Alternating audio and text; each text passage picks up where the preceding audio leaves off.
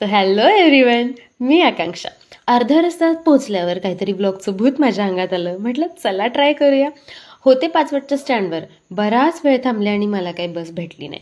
म्हटलं लोकलला थांबून काय होणार नाही, म्हणून मी सरळ चालत गेले हायवेला बससाठी.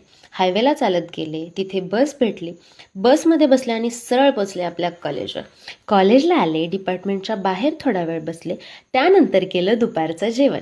दुपारच्या जेवणानंतर छान असा थोडा वेळ स्वतःसाठी दिला आणि बसले टाईमपास करत. त्यानंतर म्हटलं थोडं तरी काहीतरी वाचावं, म्हणून थोडा वेळ वाचायला बसले. थोडं वाचलं, गरम इतकं होत होतं की आम्ही सरळ गेलो कुल्फी आणायला. डिपार्टमेंटमधल्या सगळ्यांसाठी कुल्फी घेतली आणि परत पोहोचलो कॉलेजला. संध्याकाळी जायच्या वेळी बाहेर निघाले तर वातावरण इतकं सुंदर झालं होतं. हा आहे आपला सुंदर सातारा.